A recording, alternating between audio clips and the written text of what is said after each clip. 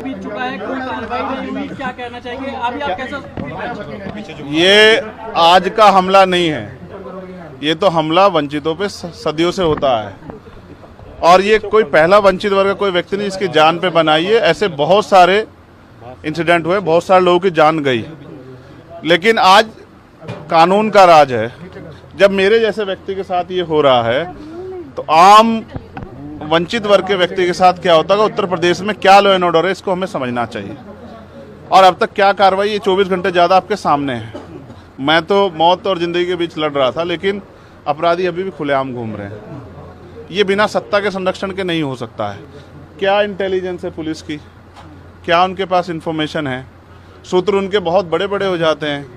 अब तक क्यों आरोपी गिरफ्तार नहीं हुए? गाड़ी भी बरामद इसलिए हुई क्योंकि गांव वालों ने बता दिया कि मीरकपुर में कोई गाड़ी खड़ी करके गया है।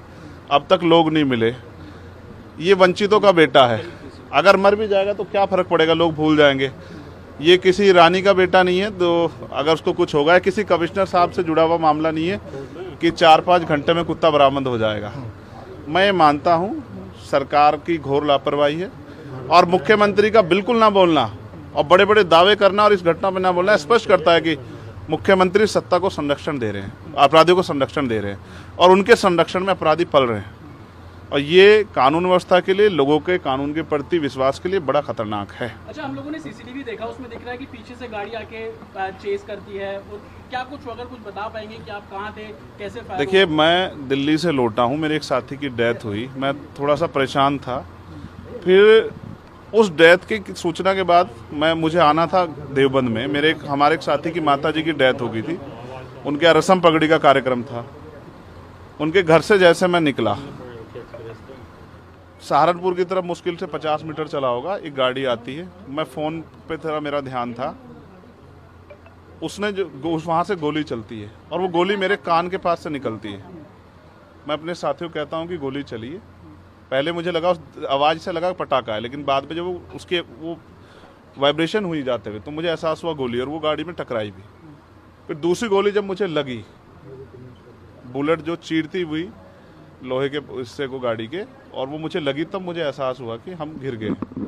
फिर तीसरी गोली चली, इसने मेरा आगे वाला शीशा पूरा डैमेज कर दिया। चौथी गोली पे मैं नीचे हो गया, जो गोली आपने देखा कि वो सीधी उसमें लगी। अगर मैं नीचे ना होता तो वो मेरी छाती के आर पार चली जाती। फिर वो गाड़ी 10 मीटर आगे जाकर रुक जाती है। वो 2 हवा में फायर करते हैं जैसा मैंने देखा, और फिर उन्होंने फिर हमारी गाड़ी फायर किया। वो फायर जो है गाड़ी के नंबर प्लेट पे लगी। मेरा ये मानना है, उनको ऐसा लगा होगा कि हमने जो काम करने आए थे वो कर दिया, अब ये मर गया, शायद जैसा पहले कई घटना में हो। फिर वो शायद सरेंडर करने के मूड में थे, लेकिन जैसे ही मनीष ने गाड़ी को मेरे कहे से यू टर्न लिया, उनको समझ आया कि ये जिंदा है, तब वो वहाँ से भागे। हमने पुलिस को बताया कि ये गाड़ी का नंबर है, फिर उन्होंने उसको इंक्वायरी किया। पुलिस के अच्छे अधिकारी यहाँ हैं, उम्मीद है वो अच्छा काम भी करेंगे। लेकिन ये स्पष्ट हुआ कि अपराधियों में कोई डर भय नहीं। कितने लोग थे? 3 लोग थे। 2 लोग असले से हमला कर रहे थे, एक व्यक्ति गाड़ी चला रहा था। चंद्रशेखर जी, कोई थ्रेट कॉल आया हो आपको इससे पहले, कोई धमकी? पिछले कई सालों से आ रही है। मैं लगातार पुलिस को इंटीमेट भी करता रहता हूँ। मैंने डीजीपी को भी लिखा, गृह मंत्री को भी लिखा, मुख्यमंत्री को भी लिखा, यहाँ के पहले एसएसपी डीएम थे उनको भी लिखा। लेकिन डीएम साहब जो पिछले थे, अखिलेश सिंह जी, उन्होंने साफ मना कर दिया कि चीफ मिनिस्टर नहीं चाहते चंद्रशेखर को सुरक्षा दी जाए। मेरे आज भी याद है ये बात, क्योंकि मैंने एलआईयू के अधिकारी द्वारा पूछा कि भाई मैंने आपको बताया थ्रेट भी है, फिर क्यों नहीं हो रहा है? तो उन्होंने कहा भाई ये सरकार का मामला, सरकार चाहे तो दे सकती। तो मैं चाहता हूँ मुख्यमंत्री इंतजार कर रहे हैं कब चंद्रशेखर मरे, उनका काम आसान हो। लेकिन उनको ये नहीं पता कि गरीबों की, कमजोरों की, शोषितों की बात करने वाला चंद्रशेखर इतनी आसानी से उनकी रास्ते में से नहीं हटेगा। अतीक अशरफ के साथ जैसा हुआ वैसा ही कुछ होने वाला था, ऐसा आपको लगता है? अब आप इसका आकलन खुद करें कि क्या हुआ और क्या हो सकता था। एक और बात, मुझे ऐसा लगता है कल की घटना के बाद, इतने बड़े उसके बाद भी अगर मैं सुरक्षित हूँ तो हमारे संतों, गुरुओं, महापुरुषों का आशीर्वाद, हमारी करोड़ों बहनों माताओं का आशीर्वाद, बुजुर्गों का मेरे पास है।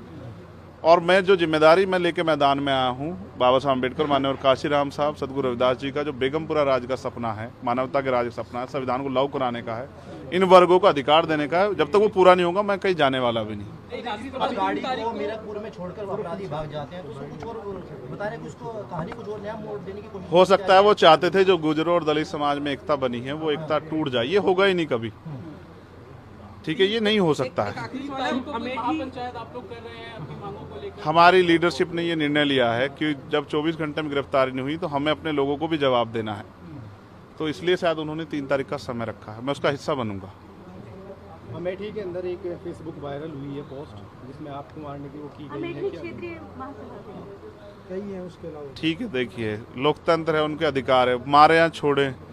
मैंने कहा ना, मैं पहला थोड़ा ही हूँ जो मारा जा रहा हूँ या जिसको मारने का प्रयास किया। मुझसे पहले बहुत मरे हैं, लेकिन उनको कोई जान नहीं रहा था।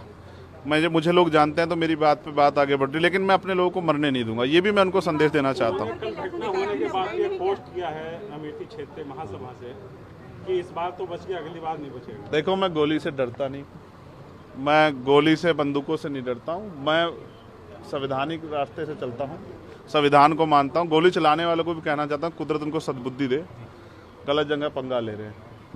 मैं झगड़ा नहीं चाहता, मैं अपने लोगों को भी ये कह रहा हूँ कल से शांति बनाओ को और संविधान के रास्ते चलो। वो हमें डिस्टर्ब करना चाहते हैं कि जो हम राजनीतिक ताकत हमारी बन रही हो कमजोर हो जाए, हम दूसरी दिशा चले जाएं। लेकिन ये भी एक अटूट सत्य है कि हम संविधान के जरिए जवाब देना जानते हैं, और किसी को गलतफहमी हो तो वो गलतफहमी सुधारने का समय। वो क्यों वो कर रहे थे, वो पाला खींच लें।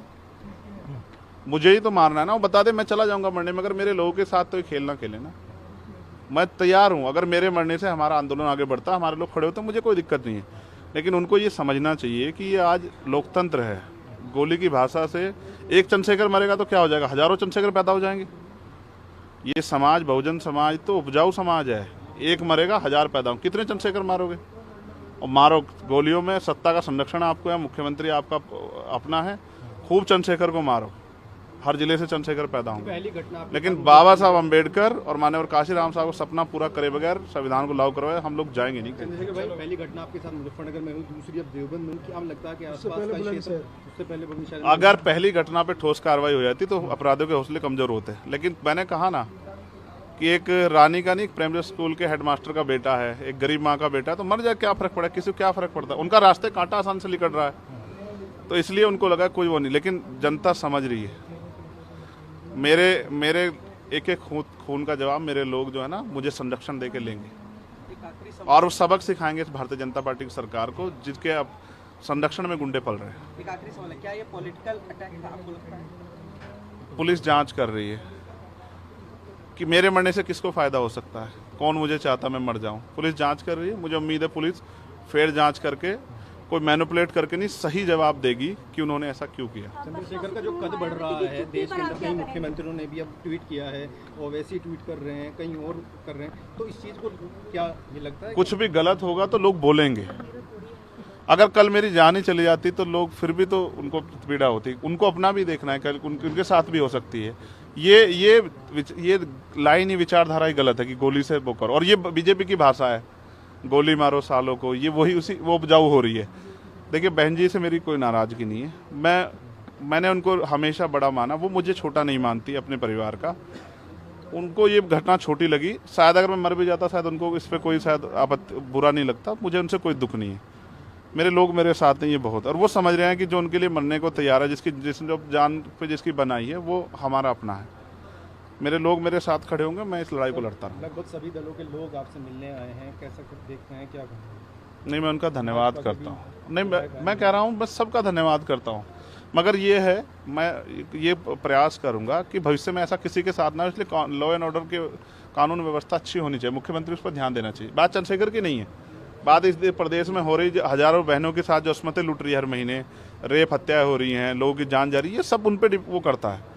तो वो मुख्यमंत्री पद पर बैठे हैं, अगर वो इसको संभाल नहीं पा रहे हैं तो क्या फायदा, फिर उनको इस्तीफा दे देना चाहिए। फिलहाल आप ठीक है, डिस्चार्ज किया जा रहा है? हाँ, ठीक हूँ। बस कार्यकर्ताओं ने आज जो है जगह जगह ज्ञापन दिया है, सहारनपुर में दिया, अगली रणनीति क्या रहेगी? नहीं, कोई रणनीति नहीं है। पार्टी के सीनियर लीडर जो तय करेंगे, हम लोग उस पर काम करेंगे। और दूसरा, मेरे पीठ में जहाँ गोली लगी है वहाँ ड्रेसिंग जारी है, पहले से आराम है। बस एक जलन और वो घाव है, जख्म वो तो है ही, तो सांस लेने में दिक्कत थी।